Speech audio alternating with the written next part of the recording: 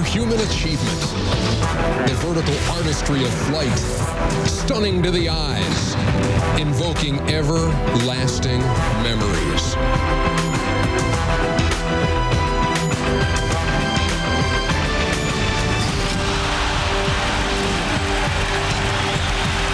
Rim-rattling, innovative, awe-inspiring. Where athletic legends are born and feats are glorified. For the next hour, the topic is the slam dunk.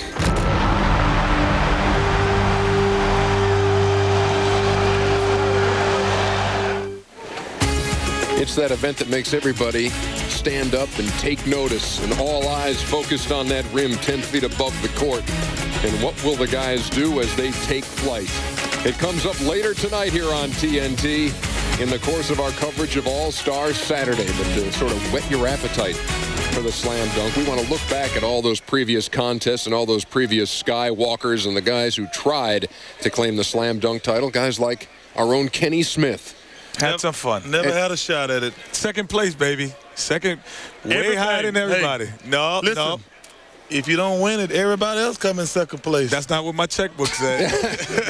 you guys are sitting here now, and you will be most of the night, but as the night winds down, you will move courtside and judge the slam dunk. I'm not judging it. I thought you were judging it. Nobody told me that. And I hope they don't, because I don't want to judge it, because it's too hard to judge. Kenny's done it. I love judging it. Oh, I love being Kenny. the Russian judge. I defer to the Kenny. bad marks and having the whole arena boo when someone gets. I love being that. That's a good position to be. Yeah, the hater position. It happened last year when you gave Vince a 9 instead of a 10. Anyway, the slam dunk, there's more to it than just the physical attributes that a guy brings to the floor and the ability to get up that high. There's imagination involved too. Here's Michael. I think it's an art form of creativity. And, back when Dominic and I was going at each other and, you had a lot of other young stars, we didn't, at the time, I think the creativity was always us. We didn't bring in guys to jump over, chairs to jump over. It was all just how can you use your imagination. And I think, Vince was very, creative last year. I think that's one of the reasons he became the crowd's favorite. I think what we took from Dr. J, David Thompson, was to take it to another level. And the fans expect these young kids to do the same. And it's tough. It's tough to be out there and try to come up with something that the fans haven't seen. Michael, move over. Somebody's coming to get your best dunk ever. How would you do in a dunk contest with Vince Carter today? Oh, I'm 37 years old. I think he would have the advantage. But if you talk about when I was younger, I think we could have a really good competition. I'm referring to when you were younger. I think it would be fun. I think the fans would certainly get entertained. It doesn't matter who wins because you're going to see creativity at its best, Michael, would you want to be in the dunk contest today? A lot of players have no interest in being in it. Yeah, I would love to do it, because I think that's a great example of creativity, is to go out there and not know what you're going to do and let your instincts take over. That was the thing about myself, and I think Dominic as well. We never knew what we were going to do, and we just let creativity take over. To me, that's fun. That's innovative, and I think that's more intriguing for the fans to see, instead of, something that's been practice. I think they'd rather see just innovative creativity. And I think it really shows us a part of your personality to some degree. Be honest now, Jet. Did you practice in the days or weeks leading up to it and have this is going to be dunk 1, this is dunk 2? No, you know what? I'll tell you the things I did practice, because I knew as a little guy I had to come up with some extra things. I did practice some lobs and tosses to myself because I knew I had to do that. I never went through them. But in practice, I just kind of just did it myself. I just came up with stuff as I jumped. But this I did practice. I had to get the bounce right. Man, that was nice. Hey, we can show that again, because Charles didn't believe I could do that. But see, just do it. I can't believe that uniform, actually. What color is that? Paisley? But the other thing I did practice, after in this, you have to have post-dunk moves. So after you do a dunk, you have to know how to come down. You have to know how to land and kind of please the fans. There's got to be personality involved in this thing, does there? Well, I think you can see if somebody's excited to be here. Kenneth said something about that. If guys, you can tell. If guys excited to be here, they can tell. And if guys don't want to be here, the fans can tell. That is just one of the things you'll see later on tonight. The events begin at 8 o'clock Eastern Time here on TNT. Here's a look at what you're going to be seeing. I've been waiting a lifetime for this moment to come. I'm destined for anything at all. Tonight, it'll be one man's destiny to wear the crown of the long-range king. It's a field that includes Eastern Conference rivals but Olympic teammates Ray Allen and Allen Houston. And there's international flavor. Well, I'm so much closer than I have ever known. Come and dance with me. Come and dance. The first stars of the WNBA team up with their NBA counterparts in the third edition of 2-Ball. Utah's Natalie Williams teamed with Jeff Hornacek to win it a year ago. Natalie's back this year with a new Utah partner, Brian Russell.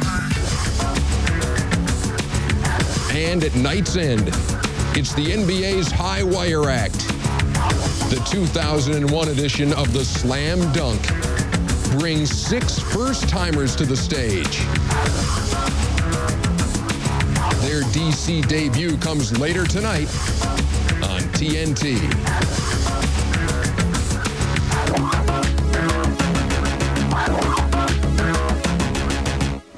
That's the NBA.com Slam Dunk presented by Real later tonight. When we come back, we're going to relive some classic moments with the Doc.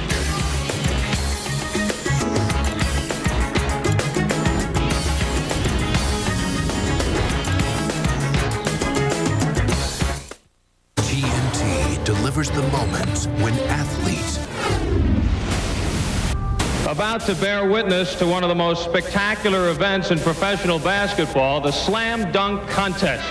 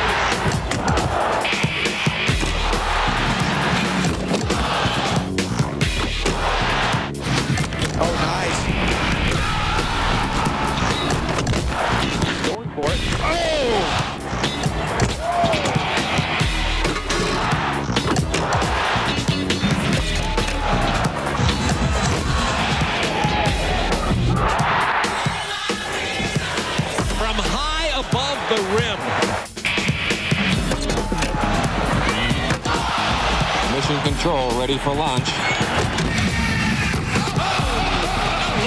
Walker needs a 48.1. First place. Brother. Oh, between his legs. How about it? Woo! Oh, my. That's the cherry on the sundae. Here comes Ceballos. Yes! Look at the air. Look at the hang time. Look at the flying motion. All right, here is Vince Carter with his first stop. Let's go home! Let's go home, ladies and gentlemen! Let's go home! This building just exploded. Whoa. That was a collection for the still ages feel good. right there. Oh, my gosh. Look who's with us. Dr. J. We got, Julius as they Irvin. say, we got a doctor in the house. There is a doctor in the house. Here, front and center. You know, one of my favorite movies is The Right Stuff. Man, they asked the pilot in there, say, who's the best pilot you ever saw? He says, you're looking at him. Who's the best dunker you ever saw? The best dunker. Ah, man. Am I looking at him? So many guys that you might be looking at. That's an amazing thing. I mean, what stands out in your mind, Dr. J? Well, when I was watching the clips, I was actually thinking about all the various announcers who have had that job of describing it. And I think Kenny goes to the head of the class. Oh, yeah, it's time to over. go home. Let's go home. It's This place over. is closed.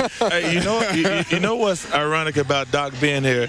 Out of all the slam dunks, I should think the old ABA stuff, and y'all slam dunk contest back in the day, The original. it's the original. It was the best one I've ever seen. You know, Charles, I thank you because that is the absolute best segue we could possibly have into our footage from that very era. Let's go back to 1976. Okay. Let's relive this, ladies and gentlemen. Roll it.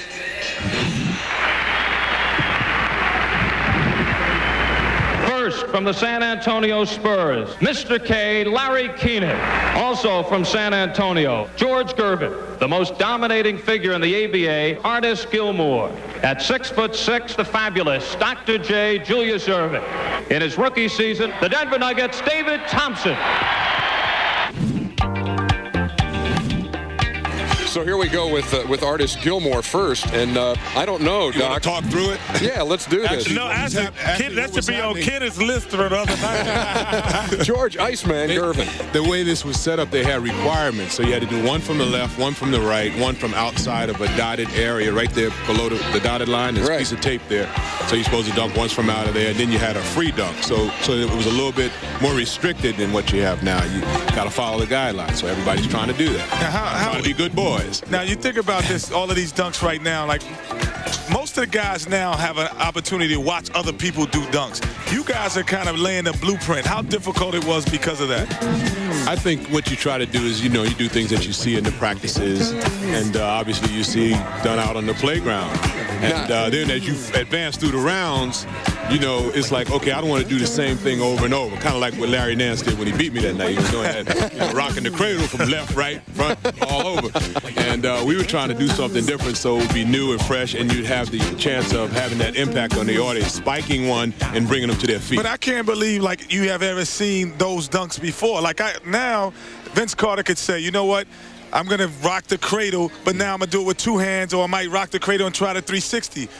You invented the rock the cradle, so I'm saying it's called variations of the same theme, and there is a common thread. You have to get the ball above your head and above the rim, and you got to bring it down into the hole. Now, sometimes when guys have bigger hands, like I did, then I could move it around a little bit. A guy Can I with get a small comparison hands, right here? I got small hands. Yeah, a guy with. I got small Y'all hands. like you, Y'all brains are like that too, Kenny. But a guy like David Thompson, I mean, that's what made him so exceptional. He couldn't even palm the ball. He had hands like you. It may be a North Carolina thing, right? Or a state. But he would elevate, and the ball would just sit on his hand, and he's coming at you. And he can't really move it, but so much because he can't even palm the ball, and he'd still find a way to throw it down in the hole. He was just like a human jet. What's easier to do? Jet. Yeah, that didn't go right past me. Okay. What's easier to do? Dunk in a game, in the heat of action where you have to make it up as you go, or to think about this and do it? I think the game situation, good defense, awareness of, your own personal capability. Then plus, somebody trying to challenge you makes you do things that you could never do out here. That's why the mascots look so much better than the players. The mascots started taking this thing over because, they had props and trampolines and rehearsal and whatever. And a lot of the pressure that you see on players now is because they don't have anybody pushing them. They have to get to that level themselves. And then you find that one guy can do it on that given night, and he becomes the winner. Now that we've got you here, can we get you to stay for another segment or so? Oh, because cool. David Thompson is also going to join us. Okay. Skywalk. We're going to be there are going to be some Duncan fools on this set. I like it. And I'm not one of them. I was about to say, there's some. I can touch the net, or I could a few years ago. Fools. Is that what you mean by that? We'll be back with more in a little while. Michael Jordan and Dominique Wilkins. How about the showdowns those guys have? We'll be back As they warm up on the floor at the MCI Center, they're getting ready for two ball, America Online two ball. Allen Houston getting loose. He's also going to be in the 1-800-CALL-ATT shootout later tonight. It's All-Star Saturday on TNT.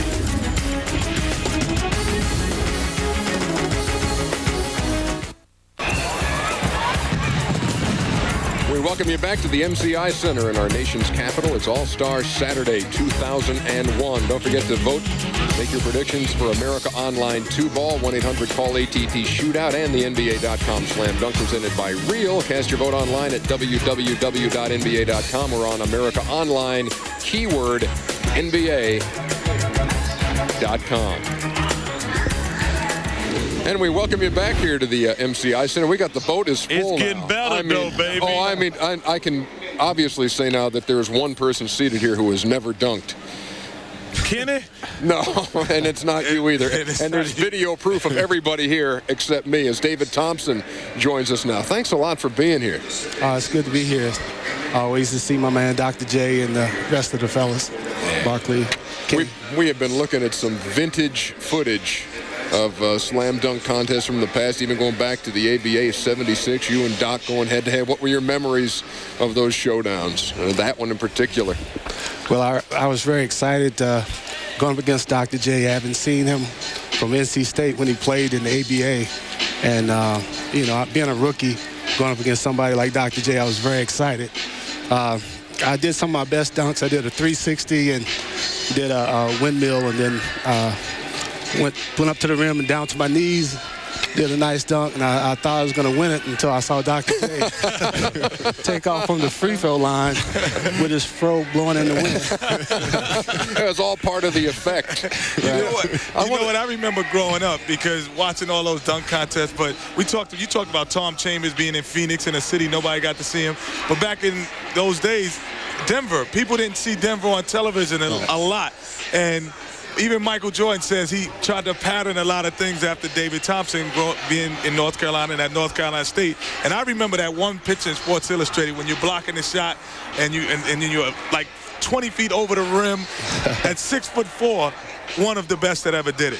So how do you develop that technique? And I think we've talked about this before. I know there's a certain degree of talent, but did you strengthen, we talked to Nick, did you strengthen your legs in a certain way? Were there things you did to improve your jumping ability, or can some guys just get up and some guys can't? Well, I think a little bit of both. When I was young, I did a lot of weightlifting as far as half squats, and I wore ankle weights back then. That was the thing. I worked on dunking at a young age, and when I was 5'8" in the 8th grade, I could first dunk a ball. So a real ball. When's the first time you dunked? He still couldn't palm the ball. Now, that's even more amazing. When's the first time you dunked? I was in elementary school, but I was on an 8-foot basket. Well, so I grew up in Long Island. So the elementary school I went to, we had an 8-foot basket. Then we progressed to a 9-foot basket. And by the time I got to a 10-foot basket, when I was in about 8th or 9th grade, I had already perfected a lot of different ways to throw it down because I started, on a lower rim. Right. Wow. Now tonight, you're going to judge. David, you're going to judge, right? Right. Kenny, I know you're a judge. No question. I'm not a judge. Charles, could you convince Charles to judge? No, I am staying upstairs tonight. This is for the great players who played the game to be judges and these young guys. I'm an old player who's coming toward Dr. J's and David's age. I'm gonna just say this. When I was at the All-Star game, I thought it's for two people. The older guys who made it possible and the guys who are in the game.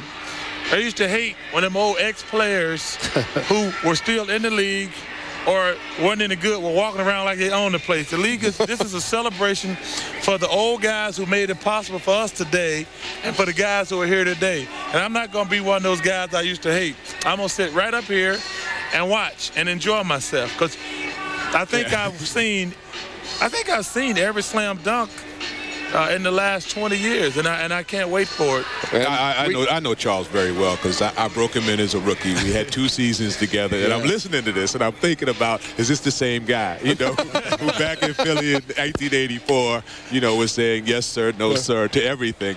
And you know, Charles has always been a little bit of a politician, and the only reason he's not judging this contest is because he's thinking about coming back, and he knows if he messes up the slam dunk contest, these guys are going to be mad at him. So this is all a ploy to just kind of keep on the down low to come back. Yeah, be straight with me now. Did you give him the rookie treatment? Oh, yeah, he had to carry balls. Bags, balls, bags, everything. I had to take him a USA Today. I had to take him a USA Today. I had to carry Andrew Toney with coffee like 11 o'clock, and he had coffee before he went to bed. They used to kill me. But let me tell you something. Every young guy in this league should come into a league with veterans like Doc, Moses, Maurice Cheeks, Andrew Toney, Bobby Jones, Clement Johnson, and Clint Richardson. I don't want to leave anybody out. I mean, they taught me the ropes, and these young guys, instead of learning from other young guys who are nuts, would come out better if they got some veterans like these guys. Let's move on to some more classic dunk stuff. Jordan and Dominique Wilkins had some memorable high-scoring evenings in their head-to-head duels when the Hawks and the Bulls got together. And when it came to the slam dunk, well, it doesn't get much better than this.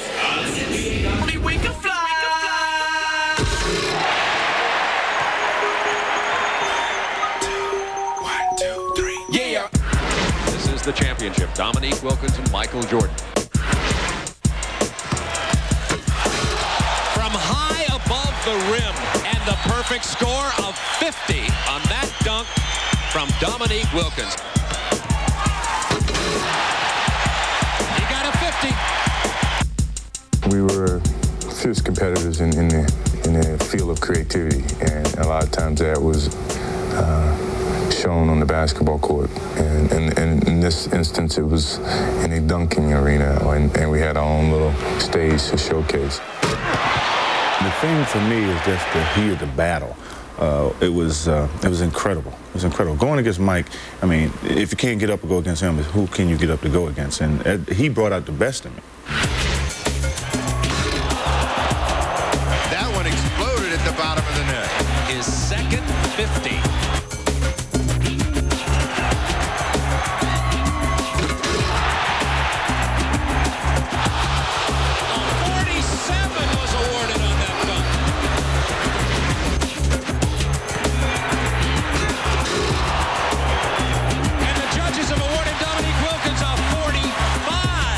Incredible.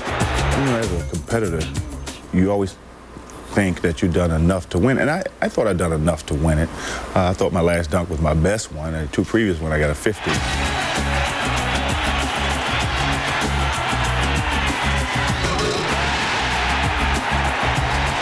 the crowd lets you know what they think of it. Now we will wait for the judges. A 48 ties, a 49 wins.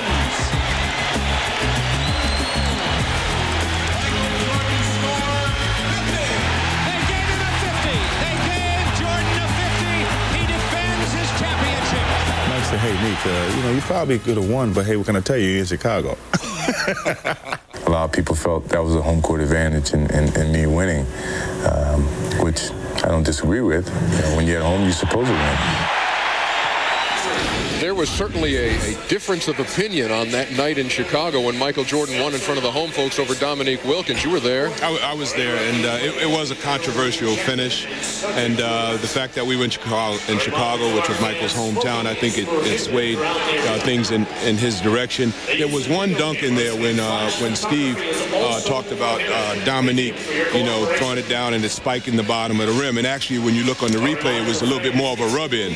And I think he got a 50 on that one, and it should have been the one that was in the 40s, maybe middle 40s or high 40s. And then he did a more spectacular dunk a little later, and I think he got penalized because they started thinking about what had happened before. You know, Dominique Wilkins says that these days, he's working with the Atlanta Hawks, by the way, and that he, you know, folks will bet him, can he still get up and dunk? And people in the office, and he's taken, I guess, a little bit of change. Can you guys still dunk? You still dunk, David? I can still dunk, so I know Dominique can still dunk because he's a lot of years younger than me. That's a ridiculous bet. Even as fat as I am, I can still dunk. I can't do anything else. There's a lot of other stuff go on out there besides dunking. It's not something that you forget how to do. It's just something you cease to do. Yeah. At some point in time. And maybe you still. Yeah, it hurts a little bit more, but I can still get up. It's about the landings. You know now, what? Right? I'd love to feel that pain just once in my life. No, answer, Ernie. He's right. Ernie, could you getting up to dunk is pretty easy. It's when you come down and it's sending that shockwaves through your knees and your back. That's where it hurts. Yeah, I can still get up and touch the net. What would Dominique say? My finger. Dunking's not the problem. Running to dunk. That's the problem. When we come back, more of Dominique Wilkins, this time against the little guy, Spud Webb. It was a classic in 1986. We'll be back.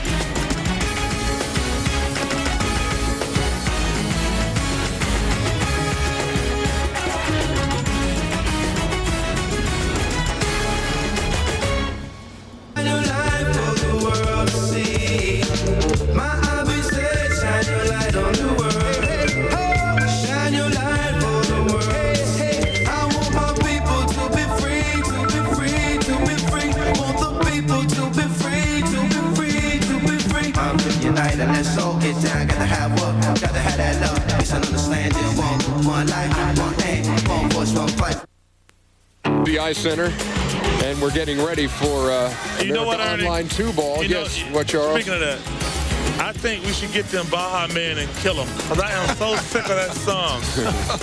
It's good family entertainment here on TNT tonight, and I'm not going to kill them on the air. I'm going to do it privately.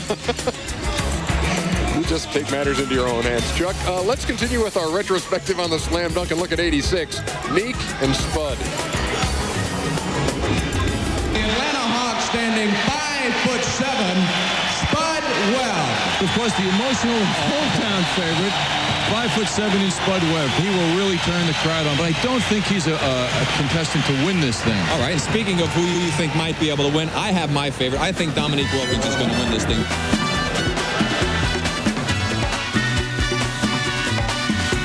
Just move on up.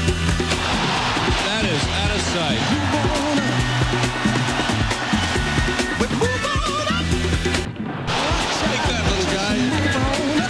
He's like a piece of artwork in the air. Move on up. Move on up.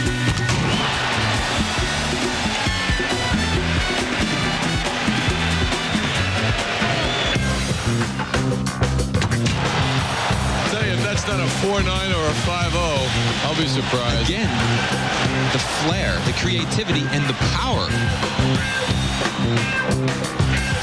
47. I'm surprised. This is it. The moment everyone's been waiting for. Now what do you think of his chances? Well, I think they've improved greatly.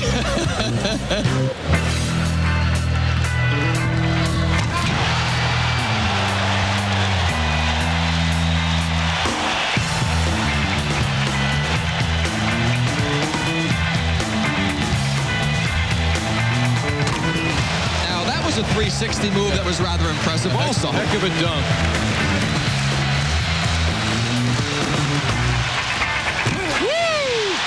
And Spud Webb comes through in the clutch to put the pressure on Dominique.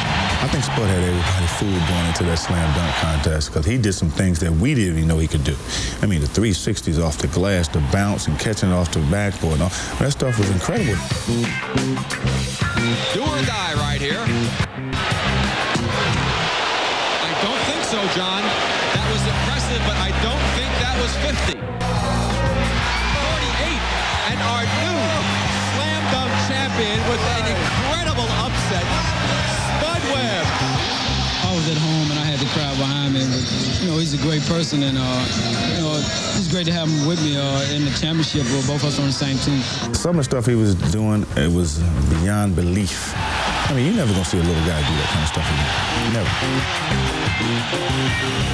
There you had a couple of Atlanta Hawk teammates, and Dominique had no idea what Spud had in store for him that night. Spud was letting nothing on. Charles, you watched Dominique dunk, and you're thinking about...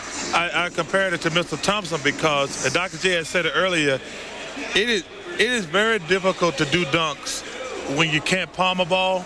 Michael and Dr. J are the two, their hands are incredible. I think it obviously helped them a lot in dunking. But Dominique and David, they just could jump out the building. It was different, too, because they were 2-foot jumpers, more like the straight up. Dr. J and Michael are straight up, but they move out as well. Yeah, that's because they can palm the ball. Exactly. No, different illusions, just different illusions. Because you can palm the ball with one hand, it makes it a lot not easier, but it gives you more control. But if David and Dominique, they just could jump. They had what we call ups. Yeah, tell me about the creativity and the flair and trying to win in the crowd over that you have to have in that, David. Well, that plays a big part, the crowd response. And, when you get the crowd going, it kind of pumps you up as well. I think when Julius did his dunk, what he did was he paced his steps off, and that kind of got the crowd going. And then that was fake, by the way. I think that was all illusion too. Man, it was 72 steps. Hey, blatant. Got it down. I got a patent on that. 72 steps. Hey, how big are your hands again? No traveling. Let me see this. There you go. We wearing this one out. That's why I can't dunk. Hey, Doc, let me ask That's you, what I can't dunk. I want to ask you this question. I said it earlier before you got here. Were you everybody talk about the role model things and everything. How cognizant, that's a big word. Whoa, Charlie. Were you growing up that every kid wanted to be you?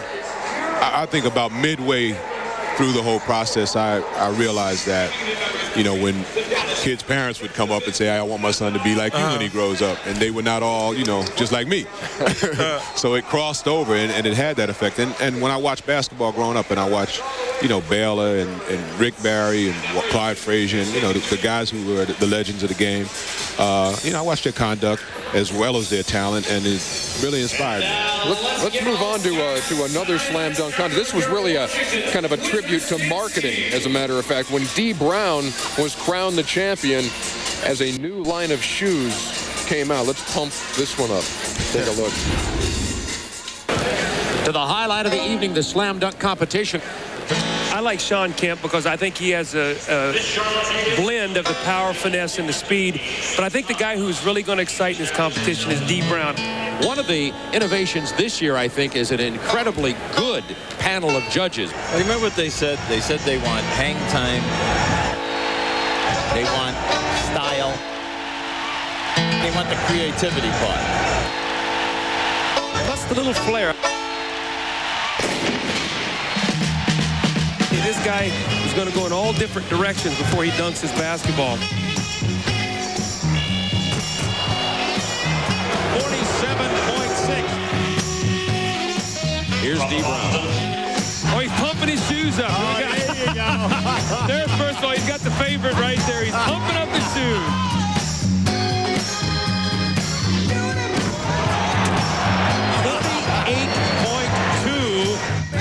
But here comes Sean Kemp, a lot of people's favorite.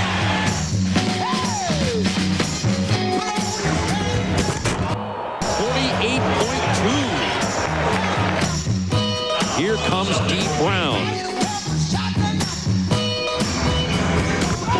44.2. Moving into the semifinals of the slam dunk competition. 48.3. What's Dee Brown going to come with this time? 49.6. Oh, my. That's the highest point total of the night for Dee Brown. There's some pressure right here. Yeah, pressure on Kemp. The lob, the bounce, the windmill jam. 47.3. So to advance, Dee Brown will have to have a cumulative score of better than 44.5. And Kemp going into the finals. 44.3. Dee Brown is resting the ball on the backboard. There you go. Got him. 48.1. Kemp has moved about 95 feet away. And he gets a 48. 46.4. 45.7. Dee Brown has already got 46.4 and 48.1. He's actually already the winner. Dee Brown about to put the icing on the cake. Oh my, that's the cherry on the sundae. The no-look Dee Brown wins the Slam Dunk Championship. Charles has his hand raised. You know what? In the immortal words of one of my heroes, Malcolm X, Shawn Kemp was bamboozled, hoodwinked, led astray. He got robbed. He did his best dunks, though, in the first 2 rounds. Yeah, and then in that he final ended up missing round, in the finals. Exactly. They just showed the makes, but I think he missed 2 dunks in the final round. Then I'm wrong. But see, like David, does it ever become a problem just to think of something new to do and something that people aren't just going to, okay, ho-hum, I've seen it before? Yeah, I think that's been the problem in the past. Everybody was doing the same dunks that people were doing years ago. But I think last year, Vince Carter came up with something a little bit different. I'll say. And I think that brought a lot of excitement to the slam dunk. You know, I talked to Vince after the slam dunk contest. I was in the back, and he came by me. He leaned over. He said, I did 2 dunks today that I had never done before. Wow. I mean, so those were things that just came out of him in the heat of the competition. We've seen a lot of great dunks here in the past 40 minutes or so, but Kenny has kind of compiled his, I guess, list of worst dunks, worst performances. I don't want to hate on guys, but last year... Well, you did the other night when we ran it. But last year I did the top 10 dunks. But then we had some dunks... Don't measure. This one right here. Call them skunks. This one right here. Call them skunks, He not can dunks. see. I do not believe that Cedric Sabalas could not see out of this. I am not what you say, Pretty bamboozled. strong accusation. I'm not fooled. Look, after the dunk, Doc, he's holding on to the pole. How did he know where the pole was? He could see through the blindfold. You killing my teammates. He's on a basketball court, and they all have poles right there in that same position. Hey, Tim Perry was the most unenthusiastic dunker in the whole competition. I've never seen it. And this guy fooled me. I thought I had him picked to come in second or third. And here he is.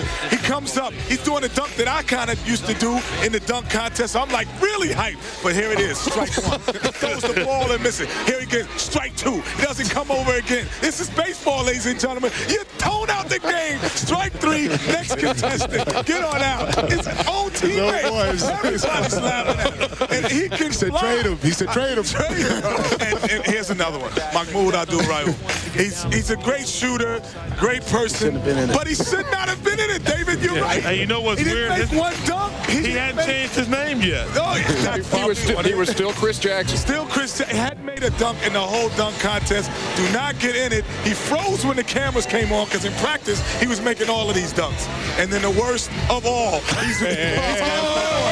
Watch out. Leave money alone. But look what he does in the dunk contest. He comes in and takes the layup. He takes the layup in the dunk contest, Doc. You cannot do that and be in the dunk contest. Those were some skunks. Those weren't dunks. But see, that's why they shouldn't let all them midgets in the dunk contest. Did Darrell Armstrong come to you before that and say, hey, what should I do? I wasn't in Darrell Armstrong's life at that time. I'm in his life now, and he's my man. But I wasn't in his life at that. Actually, I was working for NBC, and I witnessed that contest. In a prior life. Have players come to you and said, hey, give me an idea? Not that I can remember. All right. Doc, thank you so much. It's been a pleasure seeing you. David Thompson, thank you very much. Solid guys. A lot of handshakes. Let them know the door is open. The door is open. When we come back, we'll profile the 1989 champion, Kenny Skywalker, the Slam Dunk's most emotional victory.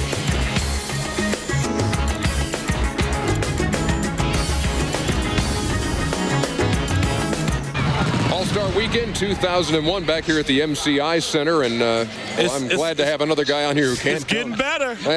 2 legends. Now we got the voice of reason, some sanctity. And that would be Jim Huber. Jim, take it away. Thank you, guys. When did you first learn that man could fly? Who taught you such a lesson? Was it the Wright brothers or John Glenn or a man in satin shorts with a basketball in one hand and helium in his sneakers? Was his name Connie Hawkins or Dr. J? Or was he simply on the end of one of Curly Neal's great assists? Did you see him rise as if propelled by Mercury's wings and float? Hubie Brown, who coached against him, was once asked what made Julius Erving so special. Well, said Hubie in an accent I wouldn't dare imitate, he can jump straight up. Now, a lot of guys can do that, okay? But the doctor, he jumps straight up, and then he can move sideways in midair. Few guys can do that. But Doc goes straight up, moves sideways once, and then again. Nobody does that. Chances are Doc or Michael or the Hawk wouldn't have done so well jumping off the garage roof. It's the other direction in which they specialize. Up. Spits directly in the face of gravity and says, "You have no hold on me." They have turned elevation in all of its forms into an art over the years, one rewarded not merely on this particular day, but on every single NBA highlight show across the nation every night of the season. That man can fly should be enough, but that he can fly this way and that, all before ever returning to Earth, is the miracle. Some say the slam dunk, which is the end result of a flight most times, has changed this game of basketball forever. It is why the colleges once banned it, and ultimately why they brought it back, why the slam dunk contest was abandoned and then finally returned last year. If the game has a signature, it is men rising above their planet, soaring majestically, creating on their way. It is what we celebrate here tonight, and ultimately what will be celebrated tomorrow night. When did you first learn that man could fly? Well said. Thank you very much. Thanks, guys. Jim Huber, thanks for joining us here in the NBA.com Slam Dunk presented by Real comes your way later tonight. 2-ball is going to be starting in just a few minutes. Now, Kenny Skywalker was never an NBA All-Star, but during one All-Star weekend, he was on top of the NBA world. The mood was somber for Walker in 1989. He was dealing with the death of his father just 3 days before the Slam Dunk contest.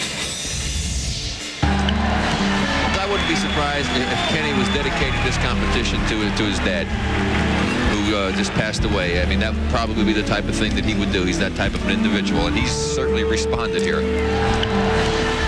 He was playing our final game in Atlanta right before the All-Star break against the Hawks. And my father had suffered several strokes prior to my trip to Atlanta and was very ill. Right before we were supposed to get on the bus to go down over to play the Hawks, my brother told me right before the game that he had just got a phone call from home that my father had passed away.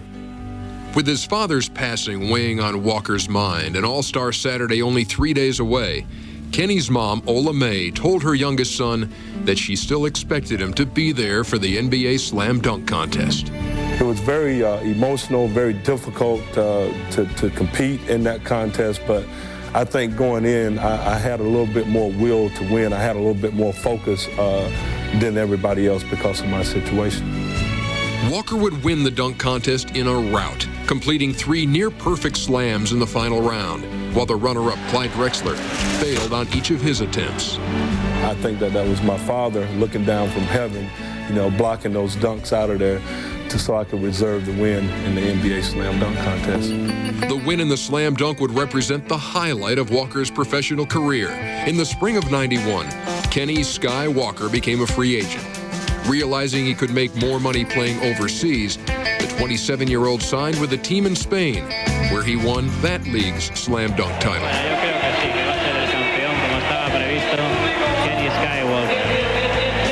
Unfortunately, Walker would tear his right Achilles tendon, ending his stay in Spain.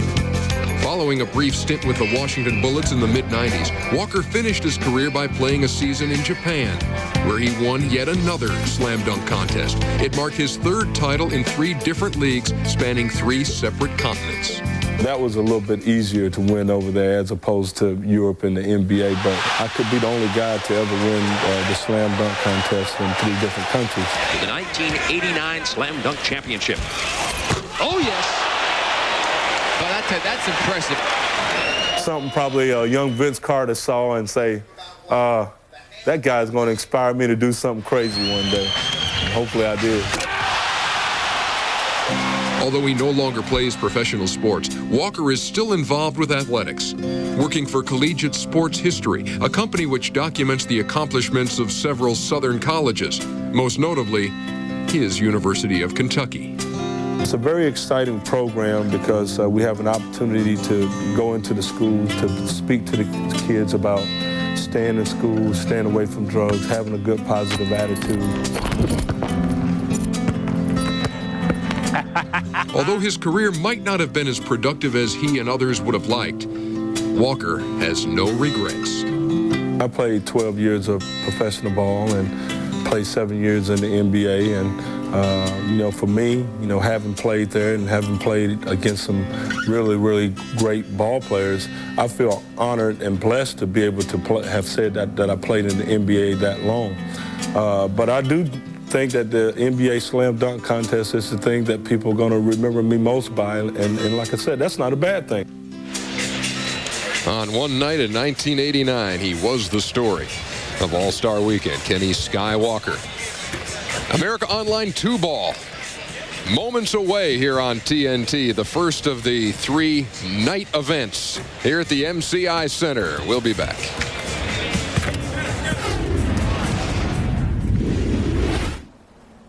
We welcome you back to the MCI Center in Washington, D.C. America Online 2-ball, moments away. The warm-ups continuing here at the MCI Center. We've seen, or we expect to see, of course, another night just jam-packed with highlights. But through the years, there have been some, lowlights isn't the word, but embarrassing bloopers moments. Bloopers would be appropriate. Yeah, this is some mishaps. Spin it, boys.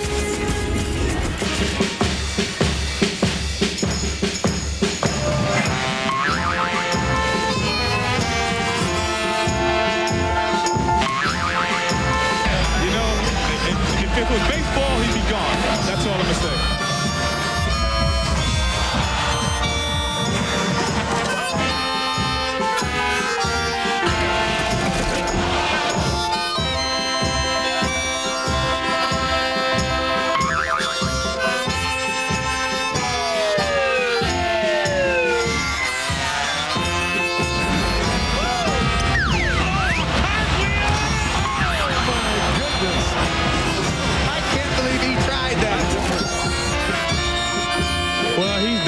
You can stick a fork in him.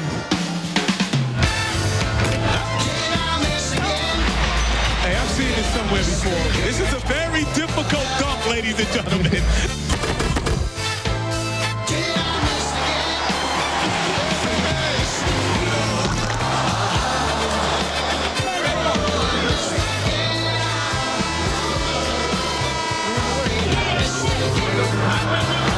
Couple air balls out there, kid. What happened? I don't know.